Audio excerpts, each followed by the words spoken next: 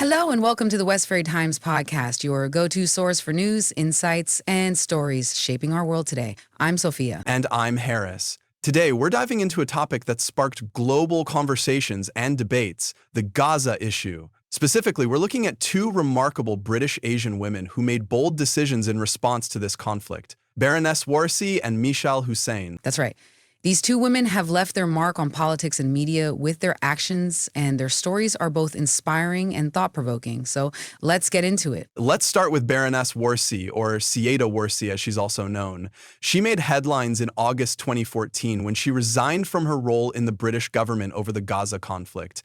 Sophia, her resignation letter was incredibly powerful. Absolutely, Harris. She described the government's stance as morally indefensible, which is a strong statement in itself, but what stood out was how she connected this stance to broader implications for Britain domestically and internationally. Right. She expressed concern about how the UK's response could impact its reputation and even hinted at the possibility of fueling radicalization. That's a significant charge to make. It really is. She also pointed out the inconsistency between the UK's values, like commitment to the rule of law, and its actions during this crisis. And, what struck me was how personal this decision was for her. Exactly. She said that after life in politics, she needed to live with the decisions she supported.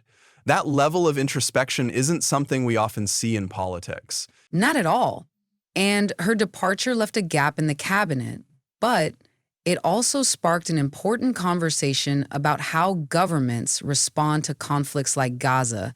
It's a debate that remains relevant today. It really does. Oh, and Sophia, I loved how she acknowledged the mentorship of people like William Hague and Eric Pickles in her letter. That was classy. Yeah, it was. She clearly respects those she's worked with, even though she fundamentally disagreed with the government's position. That's professionalism right there. Now, let's shift gears and talk about Michal Hussein.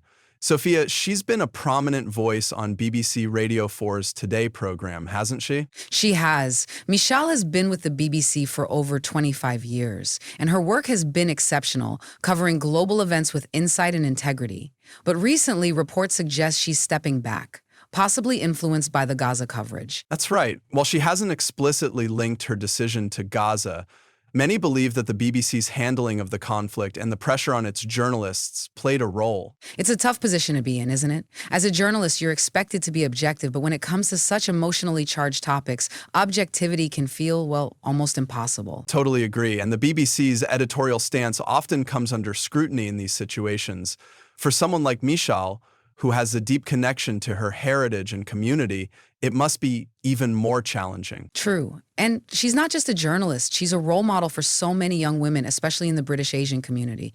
Her stepping back feels like the end of an era. It really does.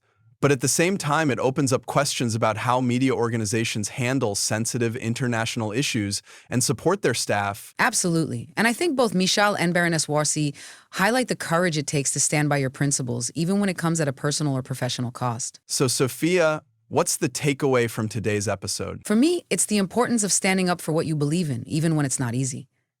Baroness Warsi and Michal Hussein remind us that integrity matters, whether you're in politics or the media. I couldn't agree more. And it also shows us the power of individual actions in sparking wider debates.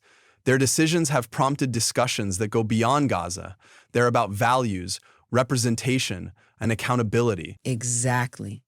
Well, that's all for today's episode of the Westferry Times Podcast. Thanks for tuning in. Until next time, stay informed and stay curious. Bye for now. Good day.